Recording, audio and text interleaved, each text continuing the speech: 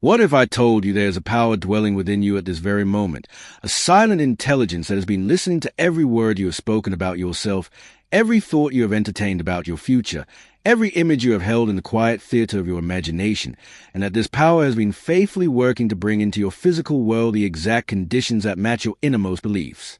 What if the struggle you have experienced, the lack you have known, the doors that seem forever closed against you, were never punishments from an indifferent universe, but rather the precise and lawful response of creative force within you that was simply obeying the commands you did not realize you were giving? This is not philosophy. This is not wishful thinking.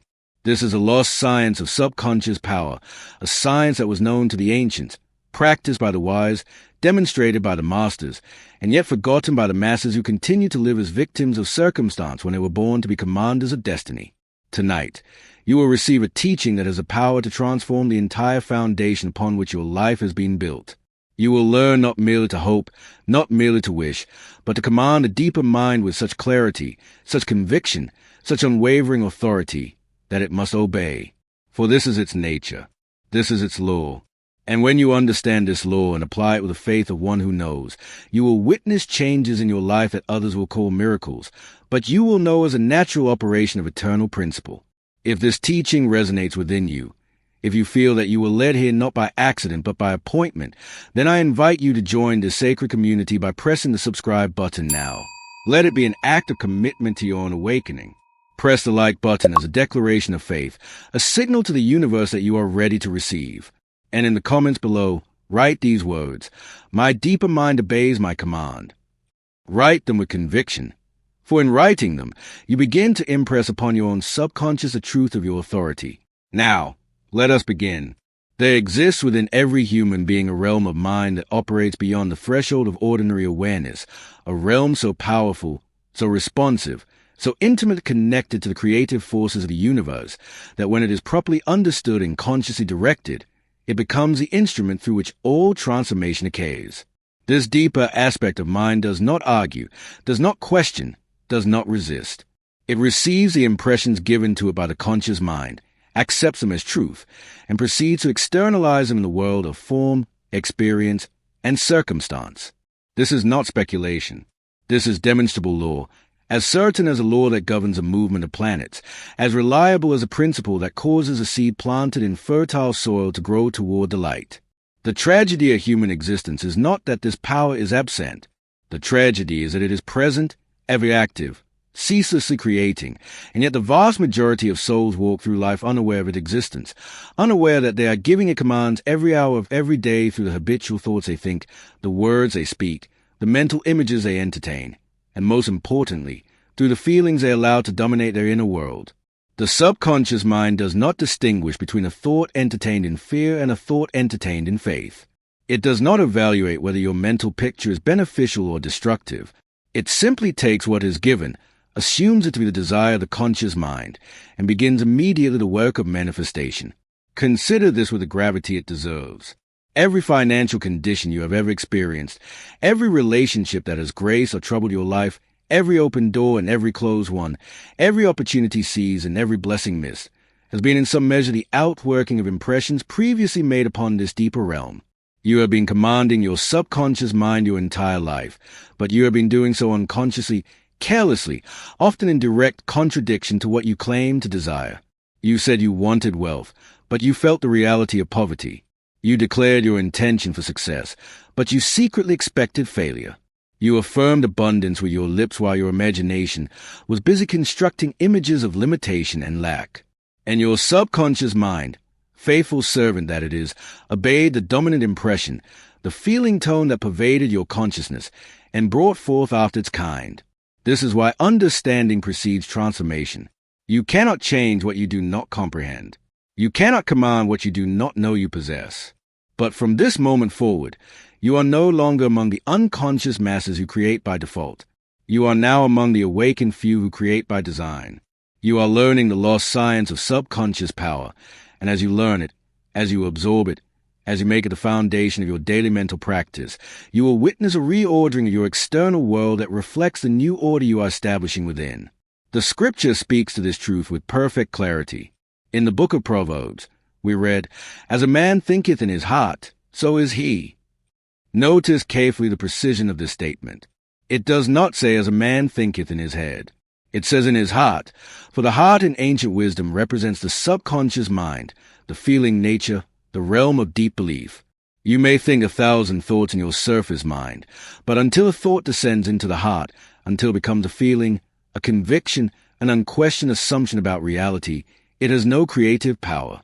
The thought that merely passes through the conscious mind is like a seed thrown upon rock. It cannot take root. It cannot grow.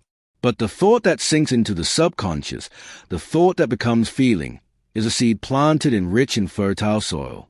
It must grow. It must externalize. It must appear in your world as circumstance, as opportunity, as the very conditions of your daily life. Let me share with you an account that illustrates this principle in action. There was a woman I shall call Eleanor, who had spent 17 years working in the same position at a modest accounting firm. She was competent, reliable, and perpetually overlooked. Every promotion passed her by. Every opportunity for advancement seemed to flow toward others. She had prayed for change. She had hoped for better. But nothing shifted, and with each passing year, her resignation deepened. She began to speak of herself as someone for whom success was simply not meant. She told friends that she must have been born under an unlucky star. These were not idle words. These were commands, spoken with feeling, accepted by a deeper mind, and faithfully executed in her experience. Then Eleanor encountered the teaching of subconscious power. She learned that her outer world was a mirror of her inner assumptions. She discovered that the phrase, "I am always overlooked," was not a description of reality but a prescription for it. She was not reporting her experience. She was creating it. This realization struck her with the force of revelation. For the first time in her adult life, she understood that she held the power to change. She began the work of reconditioning her subconscious mind. Each night before sleep, she entered a state of deep relaxation and constructed in her imagination a scene that implied the fulfillment of her desire. She saw herself in a corner office with her name on the door. She felt the texture of the leather chair beneath her. She heard colleagues addressing her with a new title. She did not merely visualize this scene. She entered into it with feeling, with a sensory vividness that impresses the subconscious. And then she released it, drifting into sleep with a quiet confidence that a deeper mind had received the command. For several weeks, nothing visible changed. The old conditions persisted. Doubt whispered at the edges of her consciousness. But Eleanor held firm. She understood that there is always an interval between the planting and the harvest, between the impression and the expression. She continued her nightly practice with the patience of one who trusts the law, even when evidence appears to contradict it. Then the changes began. They did not arrive with fanfare or announcement. They crept into her experience like dawn breaking on a dark horizon. Her supervisor retired unexpectedly. A reorganization created a new position perfectly suited to her skills. She was invited to interview, and for the first time, she entered that room not as the overlooked employee, but as a confident professional who knew her worth. She received the promotion. Within 2 years, she had advanced twice more. Her income had tripled. But more importantly, her entire self-concept had transformed. She was no longer the woman for whom success was not meant. She was a woman who had learned to command her deeper mind, and it had obeyed. This is not an isolated occurrence. This is the lawful operation of principle. What Eleanor did, any person can do who is willing to understand the law and apply it with consistency and faith. The subconscious mind is no respecter of persons. It does not favor the wealthy over the poor, the educated over the simple, the young over the old. It responds to impression, to conviction, to the feeling of the wish fulfilled, and it responds with absolute obedience. The master teacher stated the principle thus: "Therefore I say unto you, what things soever ye desire, when ye pray, believe that ye receive them, and ye shall have them." This is from the Gospel of Mark, chapter 11, verse 24. Read these words again, slowly, letting them penetrate the surface mind and sink into your deeper consciousness. Notice the tense. Believe that ye receive them, not that ye shall receive, not that ye might receive if conditions are favorable. Believe that ye receive, present tense, as though the thing desired is already yours, already accomplished, already part of your reality. This is the secret of effective prayer. This is the lost technique of manifestation. You must feel the reality of your desire before it appears. You must live in the assumption of the wish fulfilled. And when you do, the creative power of your subconscious mind goes to work beneath the surface of your awareness, arranging circumstances, attracting opportunities, guiding you toward the fulfillment of what you have accepted as true. But here lies the difficulty for many who begin this practice. They approach the subconscious mind as though it were a reluctant servant to be pleaded with, negotiated with, or convinced. They enter their prayers with doubt, with uncertainty, with a half-belief that this might work if they are lucky. And the subconscious mind, which reads not your word but your feelings, receives the impression of doubt and proceeds to manifest conditions that reflect that doubt. You cannot trick the subconscious. You cannot deceive it with affirmations you do not feel. It is connected to the infinite wisdom of life itself, and it knows the true state of your consciousness with perfect accuracy. This is why the work of transformation is inner work. Before you can command your subconscious mind effectively, you must bring your feeling nature into alignment with your desire. You must cultivate the emotional state that would naturally accompany the fulfillment of your wish. If you desire wealth, you must find a way to feel wealthy now, not someday, not when conditions change, but in this present moment. If you desire success, you must assume the feeling of success before success appears. This seems paradoxical to the rational mind, which insists that feelings should follow facts. But the law of mind operates in the opposite direction. Feelings create facts. Assumption hardens into reality. What you feel to be true in your inner world becomes true in your outer world, not through magic, but through the lawful response of creative principle that cannot violate its own nature. There was a man I shall call Marcus, a salesman in the insurance industry who had experienced years of mediocre results. He worked hard, knew his products well, and possessed a genuine desire to help his clients. Yet his income remained stagnant, and his prospects seemed always to elude him at the final moment. He would make promising contacts, build rapport, approach the close, and then watch as the sales slipped away. This pattern repeated so consistently that Marcus began to believe it was simply his lot in life. When Marcus learned of the subconscious mind's power, he recognized the source of his difficulty. Beneath his surface confidence lay a deep conviction that he was not truly worthy of large success. He had grown up in a household where money was scarce and where wealthy people were spoken of with suspicion. Without realizing it, he had absorbed the belief that substantial income was somehow morally questionable, that truly good people remained humble and poor. This unconscious belief was sabotaging every sale. At the moment of closing, when success was within reach, his subconscious mind intervened to protect him from becoming something he secretly believed was wrong. Marcus began the work of mental reconditioning. He did not merely affirm wealth with his lips. He examined the beliefs that had been governing his life from the shadows. He traced them to their origin. He recognized them as inherited opinions, not eternal truths. And then he deliberately set about replacing them with new assumptions. He affirmed to himself daily that wealth is a means of service, that prosperous people contribute to the good of society, that there is nothing noble about lack and nothing shameful about abundance. He felt these truths until they became convictions. He practiced visualization each night, seeing himself celebrating record sales, depositing substantial commission checks, providing abundantly for his family. The shift did not happen overnight. The subconscious mind is like fertile soil. It needs time to bring the seed to fruition. But within 3 months, Marcus noticed a change in his own behavior. He approached clients with a new ease, a quiet confidence that had nothing to prove. He no longer feared success. He expected it. And the clients responded. His closing rate doubled. Then it doubled again. Within a year, his income had increased 5-fold. He was the same man, selling the same products, in the same territory. But his subconscious mind had been given a new command, and it had obeyed. These accounts are not meant to promise that your path will mirror Eleanor's or Marcus's precisely. Each person's journey through the law is unique, shaped by their own consciousness, their own beliefs, their own willingness to persist through the period of incubation when no outer change is visible. But the principle is universal. The subconscious mind obeys the dominant feeling impression given to it. Change the impression, and you change the outward expression. Command the deeper mind with clarity, conviction, and feeling, and it must obey, for obedience is its nature.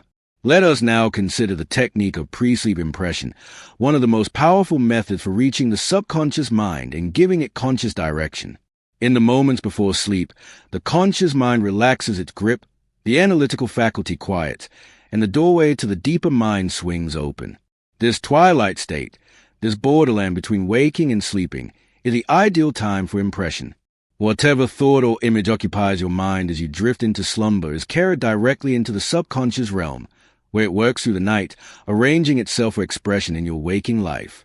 Most people waste this precious interval. They fall asleep reviewing the frustrations of the day, rehearsing grievances, or entertaining anxious thoughts about tomorrow. They give their subconscious mind commands of worry, of resentment, of fear, and then they wonder why they awaken unrested, why their lives seem trapped in repetitive patterns, why the same troubles follow them from year to year. They have been programming themselves for repetition, not transformation.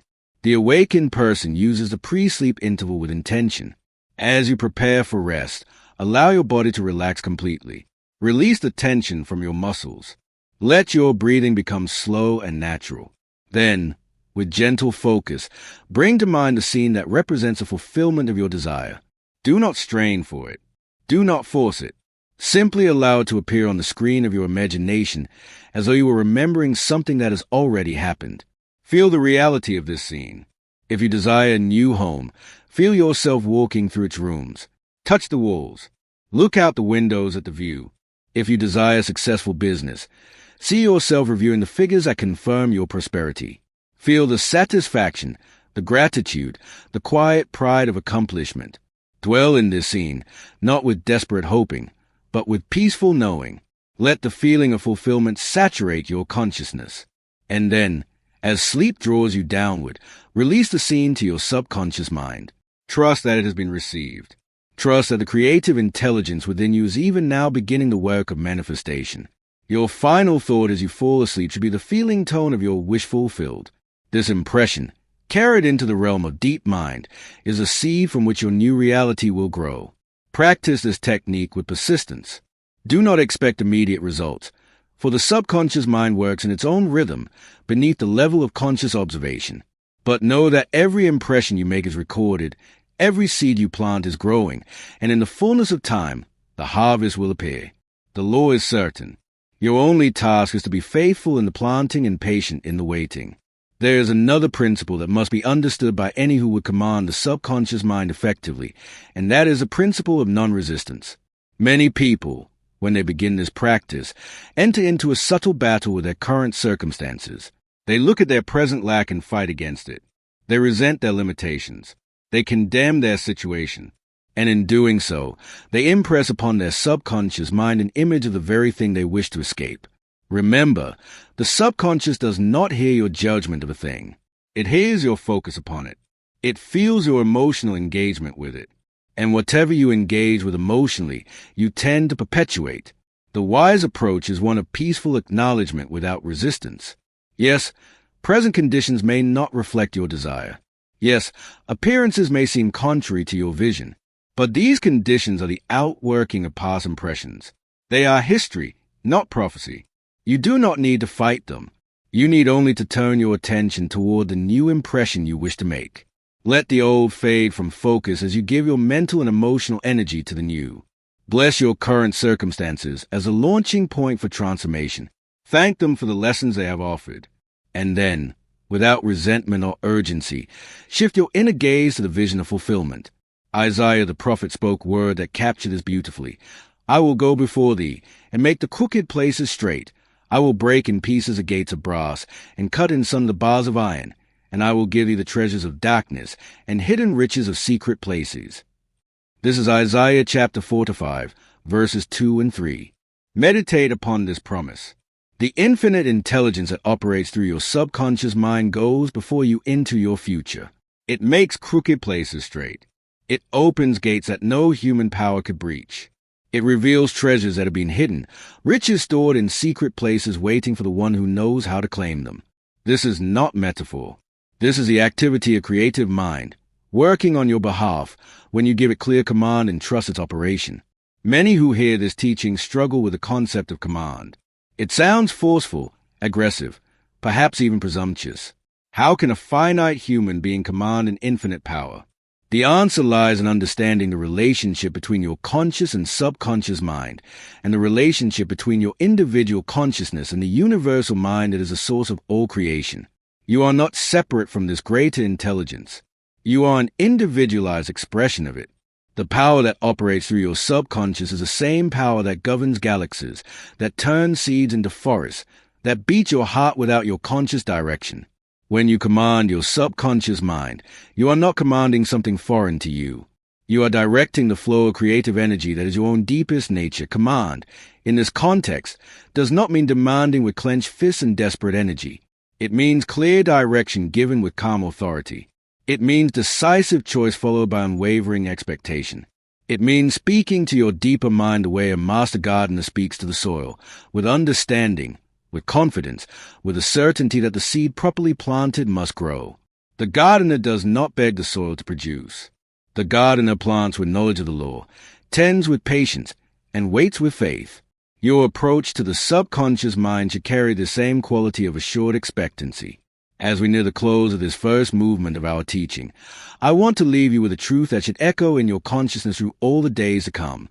You are not a helpless creature adrift in a random universe. You are not a victim of circumstances beyond your control. You are a center of creative power, individualized but never separated from the infinite source. Within you, at this very moment, resides a capacity to transform every aspect of your experience. The subconscious mind you possess is a connecting link between your personal consciousness and the limitless resources of the universe. When you learn to command this deeper mind with clarity, with feeling, with unwavering faith, you tap into a power that knows no limitation, that recognizes no obstacle, that sees every problem as an opportunity for the expression of creative solution. The wealth you seek is not somewhere out there, waiting to be chased down and captured. It exists first as an idea in infinite mind, available to any consciousness that will claim it through the law of assumption. The success you desire is not dependent upon luck, upon connections, upon the favor of others. It depends upon your ability to impress upon your subconscious mind the image and feeling of success until that impression becomes your dominant state of consciousness. The doors that have seemed closed against you will swing open, not through force, not through struggle, but through the natural operation of law responding to a new command. Go now with this knowledge, but do not let it remain mere knowledge. Apply it. Practice the pre-sleep technique tonight. Begin watching your habitual thoughts and feelings, recognizing them as a command you are giving to your subconscious mind. Start the work of reconditioning, replacing impressions of limitation with impressions of abundance, replacing feelings of unworthiness with a feeling of deserving, replacing images of failure with scenes of triumph and success. The power is within you. It has always been within you. Now you know it. Now you can use it. Command your deeper mind, and it must obey. The teaching you have begun to receive is not new in the sense that it was recently discovered.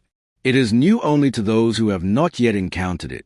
In truth, this understanding of the subconscious mind and its creative power has existed since the dawn of human consciousness. It has been expressed in different languages, clothed in various cultural garments, taught through diverse religious traditions, and yet at its core, it remains one eternal principle, that the inner determines the outer, that consciousness creates circumstance, that what a person holds in mind with feeling and conviction will inevitably express in experience. The sages of every age have known this. The mystics of every tradition have practiced it. And now, in this hour, you are being invited into this ancient knowing, not as an observer, but as a practitioner who will prove the law through personal demonstration. Let us deepen our exploration of how the subconscious mind receives and executes the commands given to it. Understanding this mechanism will give you greater precision in your practice and greater confidence in your results. The conscious mind, which you experience as your ordinary waking awareness, is a realm of choice, of analysis, of deliberate thought. It is the captain of the ship, the one who sets a direction and determines a destination. The subconscious mind is a crew that operates the vessel, that tends to the countless details of navigation, that keeps the engines running and the hull intact. The crew does not question the captain's orders. It assumes the captain knows the destination and proceeds to take the ship there by whatever route is necessary. When you hold a thought in your conscious mind with feeling and conviction, you are giving an order to the crew. The subconscious receives this order and immediately begins a work of fulfillment. It draws upon resources far beyond your conscious awareness. It operates through what might be called infinite intelligence, connecting with the deeper patterns of reality, arranging circumstances, orchestrating events, guiding you through intuition and impulse toward the fulfillment of the command. You do not need to know how the subconscious will accomplish what you have impressed upon it. You need only to give the command clearly and then trust the process of execution. This is where many falter. They give a command, and then they immediately begin to wonder how it could possibly be fulfilled. They look at their present circumstances and see no pathway to their desire. They calculate the obstacles, measure the distance between where they are and where they wish to be, and conclude that the journey is impossible. In doing so, they countermand their original order. They give the subconscious a new instruction. This cannot happen. And the subconscious, ever obedient, accepts this new impression and proceeds to make it true. The master teacher addressed this tendency when he said, "Take no thought for the morrow shall take thought for the things of itself." This is not an instruction to be irresponsible or to neglect practical matters. It is a teaching about the proper use of mental energy. Your task is to determine what you desire and to impress that desire upon your subconscious mind with clarity and feeling. The task of working out the details belongs to the deeper mind, which has access to infinite ways and means that your conscious mind cannot foresee. When you take anxious thought for the how, you interfere with the creative process. You step into the territory of the subconscious and attempt to do its work, which you cannot do. Trust the law. Give the command. Release the method. I am reminded of a man I shall call Bernard, who had spent his working life in a profession that no longer fulfilled him. For 2 decades he had practiced as an engineer, competent but uninspired, watching the years accumulate while a secret dream lay dormant in his heart. Bernard had always wanted to teach, to stand before students and share knowledge, to shape young minds and witness the spark of understanding ignite in their eyes. But he had never pursued this dream. The practical concerns of life had pressed in. There were bills to pay, a family to support, a mortgage to maintain. The dream of teaching seemed a luxury he could not afford, and so he buried it beneath the weight of responsibility. When Bernard encountered the principles of subconscious power, something within him stirred. He recognized that he had been living from resignation rather than aspiration. He had accepted a life smaller than his true desire because he could not see how the desire could be fulfilled. He decided to apply the teaching he had learned. Each night, Bernard entered the pre-sleep state and constructed in his imagination a vivid scene. He saw himself standing before a classroom of attentive students. He felt the chalk in his hand, heard the sound of his own voice explaining a concept, witnessed the nods of comprehension from the young faces before him. He let this scene become real to his senses, felt the joy and fulfillment it would bring, and then released it to his subconscious mind as he drifted into sleep. He did not know how this transformation could occur. He was 53 years old, had no teaching credentials, and could not simply abandon his engineering salary. The obstacles seemed immense, but Bernard trusted the law. He continued his practice night after night, refusing to let the apparent impossibility of his desire weaken his inner conviction. Within weeks, seemingly unrelated events began to unfold. A colleague mentioned a part-time position at a local community college, teaching an introductory engineering course to first-year students. The position required no formal teaching degree, only professional experience. Bernard applied and was accepted. He began teaching 1 evening per week while maintaining his regular work. The experience confirmed what he had always known. This was his calling. Over the following 2 years, doors continued to open. The community college expanded its program and offered Bernard additional courses. His reputation as an engaging instructor spread. A university in a nearby city reached out, offering him a full-time faculty position with the opportunity to complete an advanced degree while teaching. The salary was comparable to what he had earned as an engineer. The transition Bernard thought impossible had been orchestrated by an intelligence far greater than his conscious mind, working through channels he could never have predicted. This is how the subconscious mind operates. It does not work within the limitations your conscious mind perceives. It is connected to infinite intelligence and has access to solutions your rational faculty cannot conceive. Your role is to give the command with clarity and feeling, to maintain the faith through the period of apparent inaction, and to follow the intuitive promptings that will guide you toward fulfillment. The subconscious mind will do the rest. Let us consider now the critical role of feeling in the process of impression.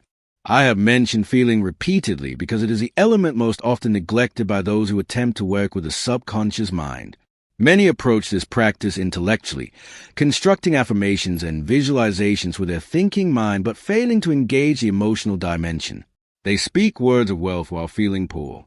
They picture success while carrying an inner sense of unworthiness. And then they wonder why their results are meager or non-existent. The subconscious mind is not moved by words. It is not impressed by mental pictures alone. It responds to feeling, to the emotional charge that accompanies thought and image. You could repeat an affirmation 10,000 times, but if it carries no feeling, it makes no impression. Conversely, a single thought held with intense feeling can penetrate the subconscious and begin the process of manifestation immediately. This is why emotion is a language of the subconscious. If you would speak to your deeper mind effectively, you must speak in feeling. How do you cultivate the feeling of something you have not yet experienced? This is the art of assumption, the practice of living from the desired state rather than toward it. You must find a way to generate within yourself the emotional reality of your fulfilled desire before it appears in the outer world. This requires imagination, but it also requires a certain willingness to step beyond the testimony of your senses, to place more trust in your inner vision than in external appearances. Consider how you would feel if your deepest desire regarding wealth were fulfilled at this moment. Not how you might feel, but how you would feel. Would there be a sense of relief, of security, of expansive possibility, of gratitude? Whatever that feeling would be, that is a feeling you must cultivate now, in the absence of the physical evidence. You must assume the feeling of the wish fulfilled and carry that feeling with you through your days, not as an act of denial, but as an act of creation. The scripture offers guidance here as well. In the letter to the Philippians, we read, "My God shall supply all your need according to his riches in glory." This is chapter 4, verse 19. The promise is total and unconditional.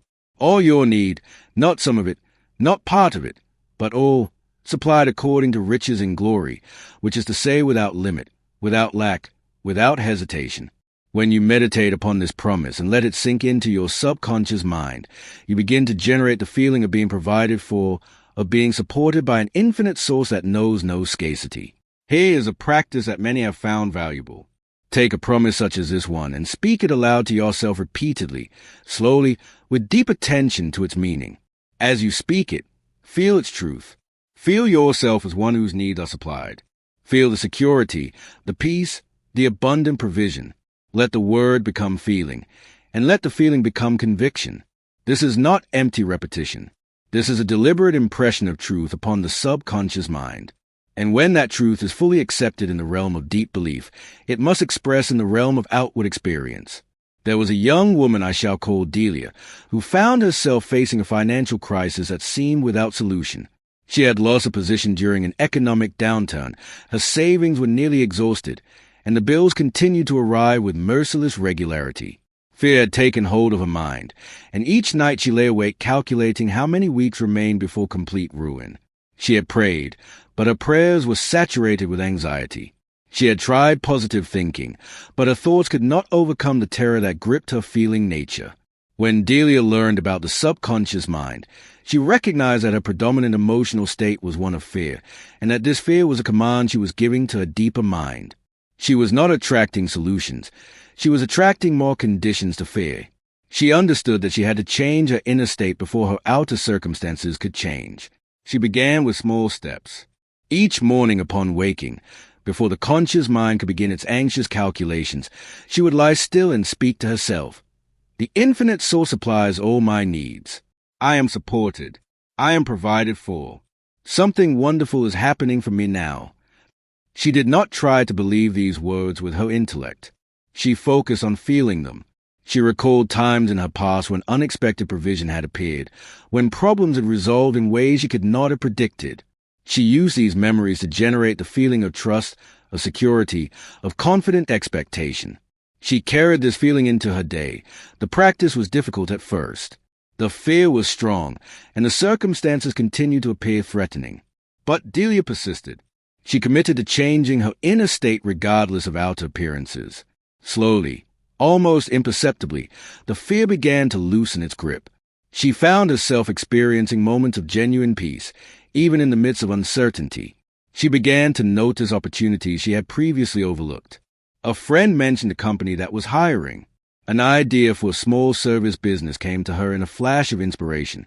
She acted on these promptings, not with desperate energy, but with calm confidence. Within 3 months, Delia's outer situation had transformed. She had secured a new position with a higher salary than her previous one. The small business idea had begun generating additional income. Bills that had seemed impossible were being paid. But the greater transformation had occurred within. Delia had discovered that she was not a victim of circumstances but a creator of them. She had learned to command her subconscious mind through the management of her emotional state, and her deeper mind had obeyed. Let me now address a question that arises frequently among those who begin this practice. What about contradictory thoughts? What happens when you have impressed a positive desire upon your subconscious mind, but doubts continue to arise? Are these doubts sufficient to nullify your creative work? The answer requires an understanding of the concept of dominant mental attitude. Your subconscious mind responds not to every passing thought, but to the prevailing tone of your consciousness, the general attitude that characterizes your inner life. If the dominant note is one of faith, of expectancy, of confident assumption, then occasional doubts that arise and pass do not have power to derail the manifestation. They are like clouds passing across the sun. They may temporarily obscure the light, but they do not extinguish it. The sun continues to shine above the clouds, and when they pass, its warmth is felt again. The key is what you do with doubt when it arises. Do you entertain it, feed it, give it energy and attention? Or do you recognize it as an old habit of thought, acknowledge its presence without resistance, and gently return your attention to the assumption of fulfillment? The person who has truly impressed a desire upon the subconscious mind develops a certain relationship with doubt. They neither fear it nor fight it. They simply do not give it the creative energy of feeling. They let it arise and pass, like a visitor who is not invited to stay. This is the meaning of persistence and faith. It is not a desperate clinging or an anxious grasping. It is a steady, calm return to the assumption of fulfillment, again and again, whenever attention wanders. It is a patient tending of the inner garden, removing weeds when they appear but not becoming distressed by their presence. Over time, as a new assumption takes root and grows strong, the weeds of doubt appear less frequently. The soil of the subconscious mind becomes saturated with a new belief, and manifestation follows naturally. The Gospel of Matthew records these words: "Ask, and it shall be given you. Seek, and ye shall find. Knock, and it shall be opened unto you." This is chapter 7, verse 7. Notice the certainty of the promise. It shall be given. Ye shall find. It shall be opened. There is no perhaps, no maybe, no it depends upon circumstances. The promise is absolute because it describes the operation of law. When you ask with faith, when you seek with conviction, when you knock with persistent expectation, the response is guaranteed by the nature of mind itself. But understand what it means to ask in this context. True asking is not begging, not pleading, not hoping against hope. True asking is a clear statement of desire followed by the assumption of fulfillment. You ask not as a beggar hoping for crumbs, but as an heir claiming an inheritance. You ask with the quiet confidence of one who knows the law and expects its operation. This quality of asking impresses the subconscious mind with authority, and the subconscious responds by mobilizing the creative forces of the universe on your behalf. There is a particular state of consciousness that greatly accelerates the work of manifestation, and that is the state of gratitude. Gratitude is not merely a pleasant emotion to be experienced after a blessing has been received. It is a creative force that can be employed before the blessing appears. When you feel genuine gratitude for something you have not yet experienced in the outer world, you are telling your subconscious mind that the thing is already yours. You are living from the end rather than toward it. You are occupying the state of the wish fulfilled. Consider developing a practice of anticipatory gratitude. Each day, take time to feel thankful for the abundance that is on its way to you, for the opportunities that are being prepared, for the solutions that are even now being worked out beneath the surface of visible events. Do not thank for these things as future possibilities. Thank for them as present realities not yet visible to the outer eye. Feel the gratitude as you would feel it if a trusted friend had promised you a gift that was already in the mail. You have not received it yet, but you know it is coming. That knowing, that confident expectation, that gratitude in advance is a powerful command to the subconscious mind. I knew of a businessman I shall call Theodore. who had built a successful enterprise over many years but found himself facing a devastating setback. A major client representing nearly half of his revenue had terminated their contract without warning. The immediate future appeared bleak. Layoffs seemed unavoidable. The business he had spent decades building appeared to be crumbling. Theodore was a student of these principles, and he recognized the danger of allowing fear to dominate his consciousness during this crisis. He also recognized the opportunity. He knew that his subconscious mind was awaiting his command, and that whatever dominant impression he gave would determine the outcome. He made a decision. He would not merely try to salvage what remained. He would use this apparent disaster as a launching point for expansion. Each morning and evening, he entered a state of quiet meditation and gave thanks for the new clients that were being attracted to his business, for the creative solutions that were emerging, for the prosperity that was flowing to him in unexpected ways. He felt this gratitude as present fact, not future hope. He saw his business not as struggling but as transforming, becoming something greater than it had been before. Within weeks, the first signs appeared. A contact he had not spoken to in years reached out with a proposal for collaboration. A new market segment that Theodore had never considered suddenly became visible, and his company was perfectly positioned to serve it. An employee presented an innovation that dramatically reduced costs while improving quality. Each development seemed to confirm the impression Theodore had been making upon his subconscious mind. Within 18 months, his revenue had not merely recovered but had exceeded its previous peak. The loss of the major client, which had seemed like a catastrophe, had been the catalyst for diversification that made the business more resilient and more profitable than ever before.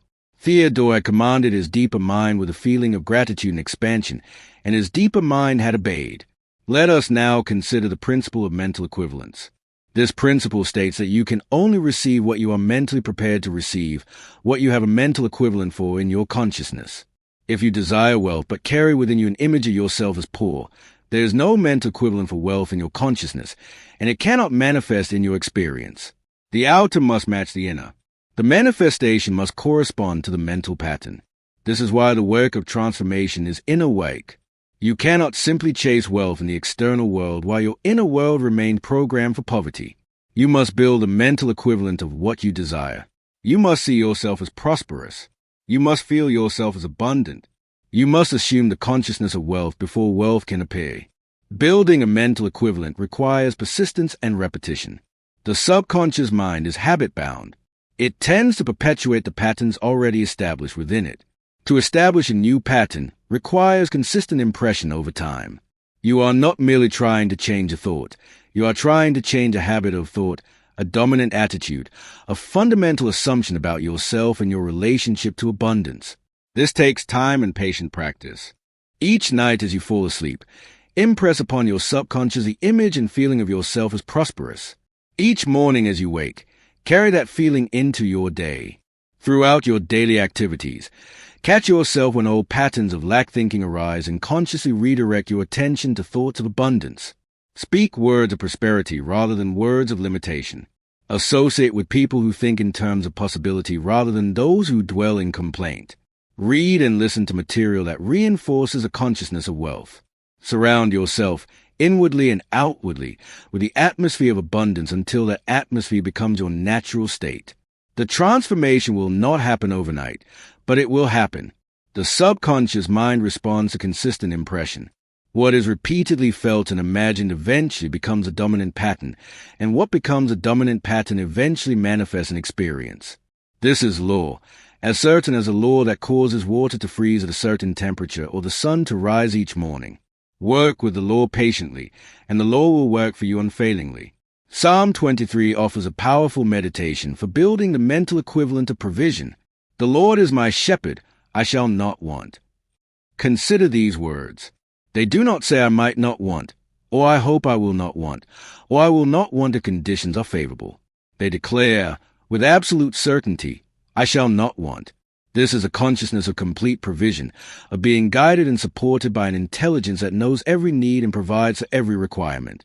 When you can speak these words and feel their truth deep in your being, you have built the mental equivalent of unfailing supply. He maketh me to lie down in green pastures. He leadeth me beside the still waters. Here is the image of peace, of rest, of being led to places of nourishment and refreshment. Yeah, Though I walk through the valley of the shadow of death, I will fear no evil, for thou art with me. Even in the darkest circumstances, even when appearances suggest danger and lack, the consciousness of one who trusts a deeper intelligence remains unshaken. Fear has no place in this consciousness because there is certain knowledge of protection and provision. Let this psalm become a living reality in your subconscious mind. Repeat it daily with feeling. Let its images and its certainty penetrate the deepest layers of your consciousness. As it takes root, as it becomes your dominant mental attitude, you will find your outer circumstances reshaping themselves to match it. Supply will appear. Guidance will come. Doors will open. Not because you have recited magic words, but because you have impressed upon your subconscious mind the pattern of provision, and your subconscious mind is obeyed by manifesting that pattern in your experience. As we approach the end of the second movement of our teaching, I want to speak to you about patience. In a world that demands instant results, that measures success in days and weeks rather than seasons and years, patience has become a forgotten virtue. Yet patience is essential to the work of subconscious transformation. The seed does not become a tree overnight. The impression does not become manifestation in a moment. There is always an interval between the planting and the harvest, and how you conduct yourself during this interval determines whether the harvest will come. Many begin this practice with enthusiasm only to abandon it when immediate results do not appear. They plant the seed, then dig it up a week later to see if it has grown. They give a command to their subconscious mind, then immediately countermand it with doubt and impatience. They expect the law to violate its own nature and produce instant gratification. When it does not, they conclude that the law does not work and return to their old patterns of unconscious creation. Do not make this error. Trust the process. Trust the law. Trust your subconscious mind to execute the command you have given, even when no visible evidence of progress appears. The creative work is happening beneath the surface, in realms beyond your conscious perception. Circumstances are being arranged. People are being positioned. Opportunities are being prepared. All of this takes time in the world of physical manifestation. Your impatience does not speed the process. It hinders it. Your doubt does not test the law. It obstructs it. Cultivate the patience of the farmer who plants in spring and waits for the harvest in autumn. The farmer does not stand over the field each day demanding that the crops appear. The farmer trusts the process of nature, tends to what requires tending, and waits with confident expectation. This is your model. Plant your seeds in the soil of the subconscious through feeling and imagination. Tend your inner garden by maintaining a positive mental attitude. And wait with faith for the harvest that must come, because the law cannot fail. The power within you is unlimited. The intelligence that operates through your subconscious mind is infinite. The creative potential you possess is boundless.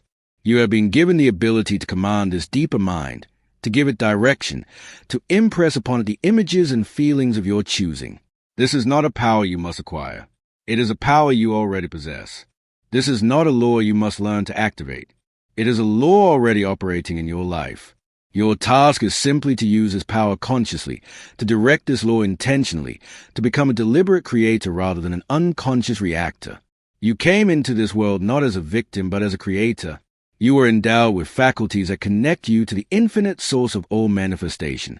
The subconscious mind you possess is a gift beyond measure, a direct link between your personal consciousness and the universal creative power. When you learn to command this gift with wisdom and faith, there is nothing you cannot achieve, no problem you cannot solve, no condition you cannot transform.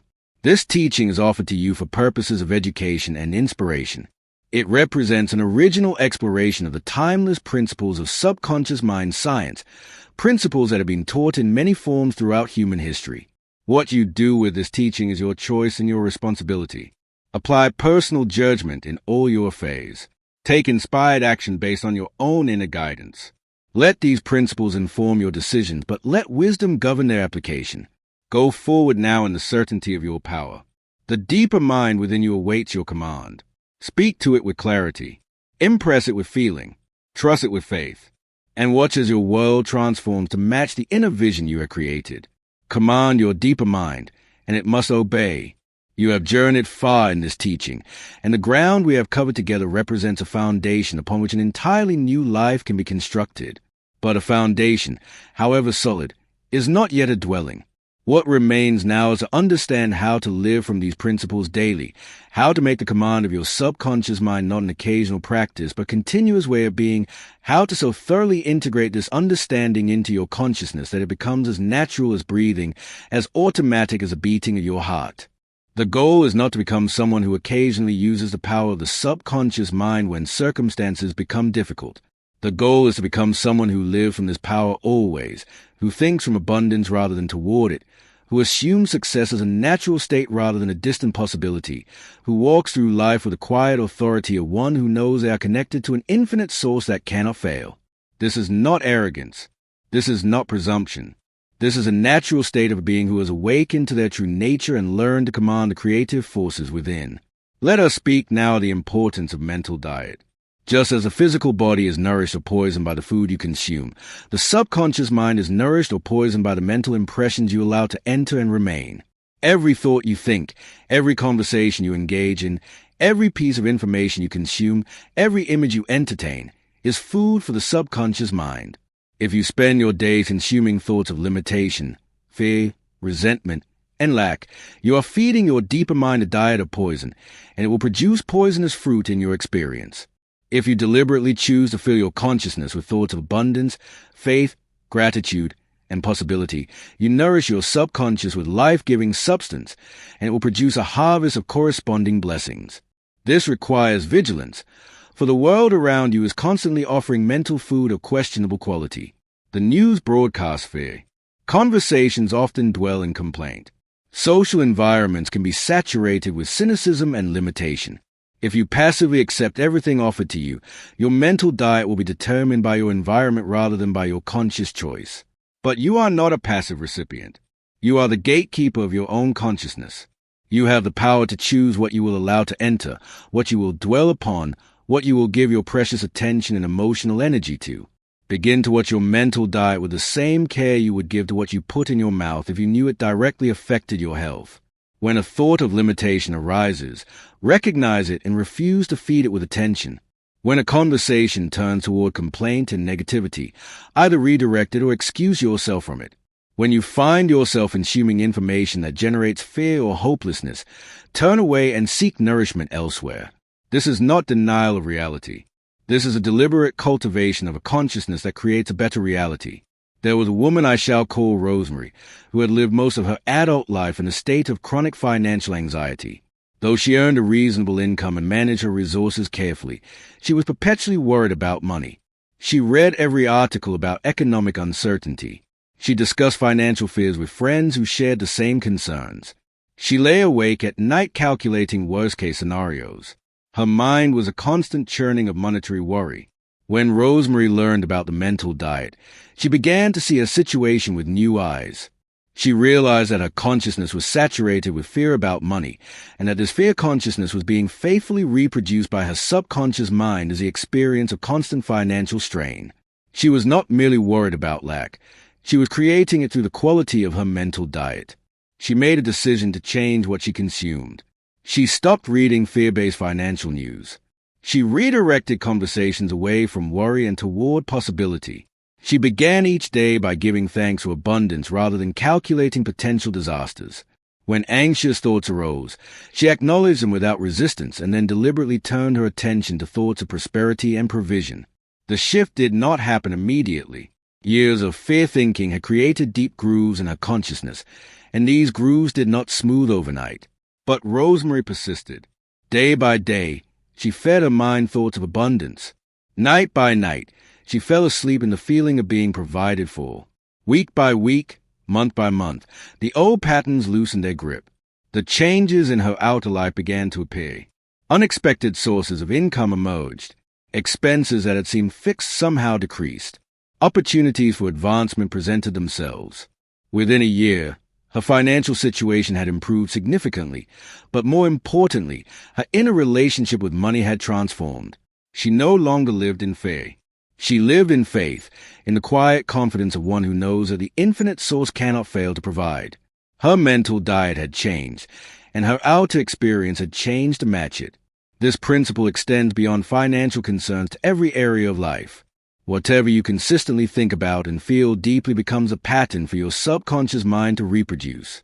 If you think thoughts of health and vitality, you tend toward health and vitality. If you dwell in thoughts of disease and decline, you move toward disease and decline. If you entertain thoughts of loving relationships and genuine connection, you attract loving relationships and genuine connection. If you ruminate on rejection and loneliness, you experience more rejection and loneliness. The subconscious mind is an impersonal creative force that simply reproduces the dominant patterns of your consciousness. Choose your patterns wisely. Let us now address the matter of persistence through delay. I have spoken of patience, but I want to deepen this understanding because the period between impression and manifestation is where most people abandon their practice. The law of the subconscious mind is certain, but it operates in its own rhythm. Sometimes manifestation comes quickly, almost miraculously. Other times there is a considerable delay. This delay is not a sign that the law has failed. It is simply the time required for the subconscious to work out the means of fulfillment through the complex web of circumstances, people, and events that constitute your world. During the delay, you may be tempted to doubt. You may be tempted to conclude that your practice is not working, that perhaps the law does not apply to your situation, that you are somehow an exception to the principle. These temptations are themselves tests of faith. They are opportunities to demonstrate the depth of your conviction, to prove that your trust in the law is not dependent upon immediate visible results. The scripture says, "Cast thy bread upon the waters, for thou shalt find it after many days." This is from Ecclesiastes chapter 11, verse 1. The bread you cast is the impression you make upon your subconscious mind. The waters are the deep realm of creative intelligence. You cast with faith, and then you wait. You do not stand at the water's edge watching anxiously for the bread to return. You trust the process and go about your life, knowing that what was cast will return, multiplied, in the fullness of time. I knew of a man I shall call Gregory, who had applied the principles of subconscious impression toward the goal of owning his own home. For years he had rented, always believing that home ownership was beyond his reach. When he learned the law, he began the work of changing his belief.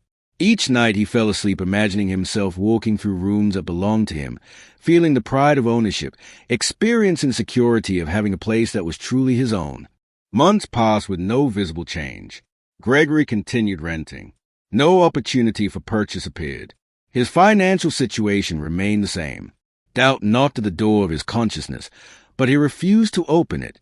He reminded himself that the subconscious works beneath the surface, that the time of manifestation is not his to determine, that his only task is to remain faithful to the impression he had made.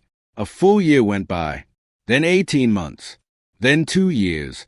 Still Gregory persisted, falling asleep each night in the feeling of home ownership, maintaining his faith despite the absence of visible progress. He did not know that during this entire time, the subconscious mind was orchestrating circumstances far beyond his awareness. A distant relative he had never met was making decisions about her estate. A property was being prepared for sale at precisely the terms Gregory could meet. People were being positioned. Events were being arranged. A pathway was being constructed through the invisible realm. In the 26th month of his practice, Gregory received a letter from an attorney.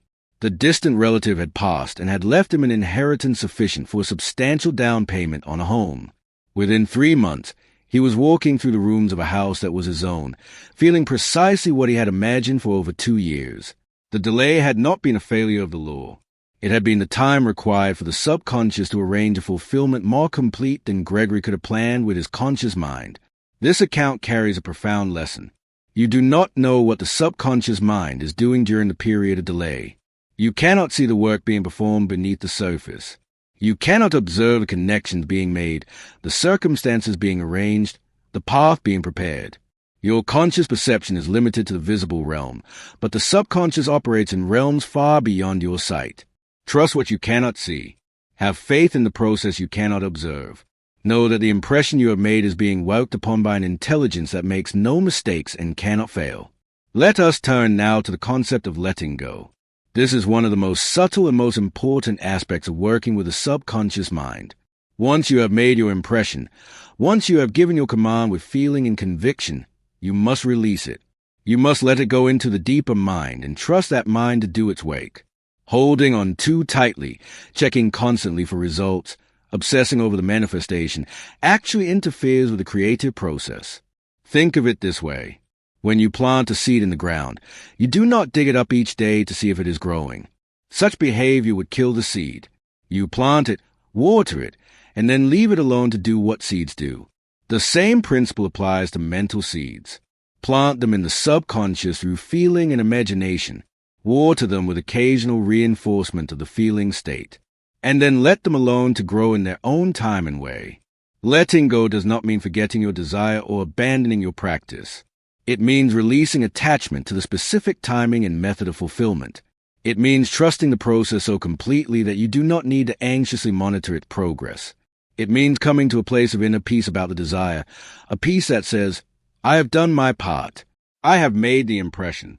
Now I release it to the infinite intelligence within me, and I know that in the perfect time and the perfect way, it must be fulfilled. This letting go is itself a profound act of faith. It demonstrates that you truly trust the law, that you are not merely hoping and worrying in a new form. The person who can give a command to their subconscious mind and then release it with complete peace has mastered an essential element of this practice. They have moved beyond the realm of anxious striving into the realm of confident creating. The Gospel of Luke records these words, Fear not, little flock, for it is your Father's good pleasure to give you the kingdom. This is chapter 12, verse 32. Meditate upon this promise. It is the good pleasure of the infinite to give you the kingdom, not reluctantly, not conditionally, but with pleasure, with delight, with a generosity of boundless abundance. The universe is not withholding from you.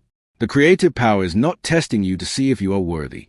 It is waiting only for you to accept, to receive, to open yourself to the influx of blessings that are already prepared for you. Your subconscious mind is a channel through which this kingdom flows into your experience. When you command it with clarity and feeling, when you trust its operation with complete faith, when you let go and allow the creative process to unfold without interference, you position yourself to receive what has always been available. The kingdom is not something to be owned or achieved. It is something to be accepted, to be claimed, to be recognized as your natural inheritance. There was a young entrepreneur I shall call Natalie, who had started a small business with great passion but was struggling to attract the capital needed for growth. She had pitched to numerous investors without success. Each rejection deepened her discouragement. She began to believe that perhaps her vision was flawed, that perhaps she was not meant for entrepreneurial success. When Natalie encountered the principles of subconscious power, she recognized that her repeated focus on rejection had impressed her deeper mind with a pattern of rejection. She was approaching each investor meeting with a feeling of anticipated failure, and her subconscious was faithfully reproducing this pattern in her results. She decided to change her approach entirely. Before her next investor meeting, she spent time in quiet meditation, impressing upon her subconscious mind a feeling of successful partnership. She did not visualize the specific investor saying yes. Instead, she focused on the general feeling of being supported, of resources flowing to her business, of the universe conspiring on her behalf. She let go of the outcome of this particular meeting and trusted that the right support would come in the right way at the right time. The meeting itself was different. Natalie entered with calm confidence rather than anxious desperation. She presented her vision not from a place of need but from a place of offering. She was no longer seeking approval. She was inviting partnership. The investor noticed the difference. Though that particular meeting did not result in funding, it resulted in an introduction to another investor who was a perfect fit for Natalie's venture. Within 2 months, she had secured the capital she needed, but more importantly, she had discovered a new way of operating in the world. She had learned to command her subconscious mind with a feeling of success and then release a specific path to that success to the infinite intelligence within her. As you integrate these teachings into your life, you will discover that the practice becomes easier with time. What begins as deliberate effort becomes natural habit. What starts as conscious technique becomes unconscious way of being. The grooves of limitation that were carved into your subconscious through years of unguarded thinking are gradually replaced by new grooves of abundance and possibility. You begin to think prosperous thoughts without trying. You begin to feel successful without effort. You begin to assume positive outcomes as naturally as you once assumed negative ones. This transformation is not merely psychological. It is spiritual in the deepest sense. As you learn to command your subconscious mind, you are learning to participate consciously in the creative activity of the universe. You are taking your rightful place as a co-creator with the infinite intelligence that brought all things into being. You are fulfilling the purpose for which you were endowed with this remarkable faculty of mind. The teachings offered throughout this exploration represent a timeless wisdom that has been expressed in countless forms across human history. What you have received here is an original expression of these universal principles, created to inspire and educate, to awaken you to powers that are already yours, to remind you of truths that your deepest self already knows. This content is offered for your personal growth and contemplation. Apply it with wisdom. Act upon it with discernment. Let it inform your understanding while honoring your own inner guidance. The transformation of your financial life, the manifestation of abundance, the experience of prosperity, these are natural outcomes for one who has learned to work with the law of mind. But they are not guaranteed in the way that a mechanical process guarantees a specific result. Human consciousness is complex. Individual powers vary. What one person manifests in a month, another may manifest in a year. What comes easily to one may require persistent effort from another. Trust your own journey. Honor your own timing. Apply these principles with faith, but apply personal judgment in all your affairs. Now, as we draw toward the close of this teaching, I want to speak directly to the deepest part of you, the part that has been listening not just with the ears but with the heart, the part that recognizes truth when it hears it, the part that knows, beneath all the accumulated doubts and disappointments, that you are destined for something greater than limitation. You did not come to this teaching by accident. There are no accidents in a universe governed by law.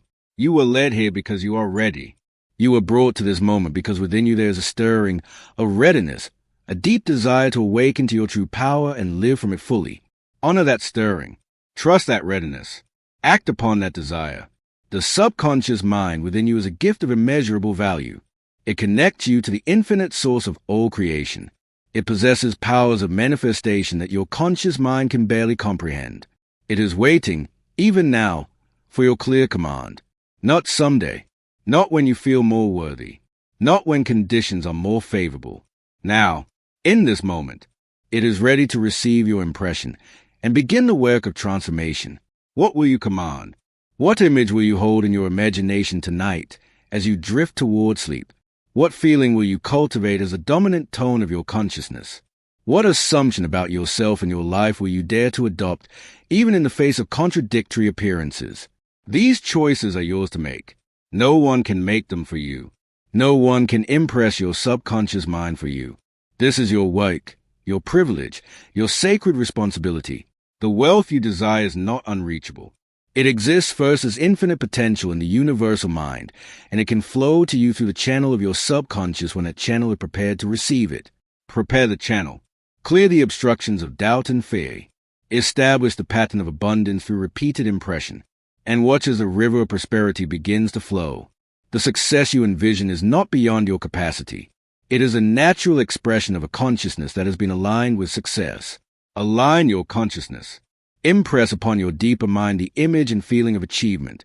Assume the state of the successful person you wish to become, and witness the transformation as your outer world reshapes itself to match your inner conviction. The obstacles that have blocked your path are not permanent. They are the crystallized forms of past beliefs, and they will dissolve when those beliefs are replaced by new assumptions. Replace them. Do the patient work of reconditioning. Feed your subconscious mind a new pattern, and the old obstacles will fade as morning mist before the rising sun. You are not who you were taught to believe you are. You are not the limited being that circumstances have suggested. You are an individualized expression of infinite life, endowed with creative powers that connect you to the source of all manifestation. You are heir to the kingdom. You are a beloved expression of the eternal. Within you dwells the same power that fashioned the stars, that turns the seasons, that brings forth life from apparent death. This power awaits your command. Command it now. Command it with authority. Command it with feeling. Command it with the unshakable conviction of one who has discovered their true nature and refuses to live as anything less. Your deeper mind will obey, for obedience is its nature. Your life will transform, for transformation is a law. Your experience of abundance will expand, for expansion is a response of the infinite to the one who opens to receive. The teaching you have received tonight is complete, but your journey has just begun. Take what you have learned and apply it. Not tomorrow, not next week, Tonight, begin the practice of pre-sleep impression. Begin the cultivation of feeling. Begin the work of building mental equivalents for all that you desire. And persist through delay, through doubt, through every appearance that seems to contradict your vision. Persist with the faith of one who knows the law and trusts its operation absolutely. May you awaken to the power that has always been within you.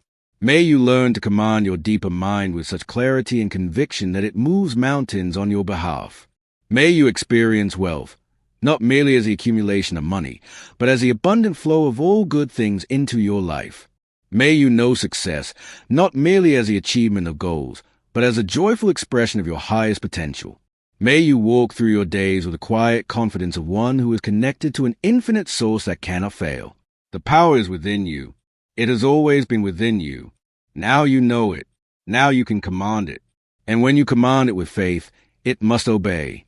This is a lost science of subconscious power, restored to you in this hour. Receive it, apply it, live it, and witness the transformation that follows as surely as day follows night. Go in peace. Go in power. Go in the certainty of your limitless potential.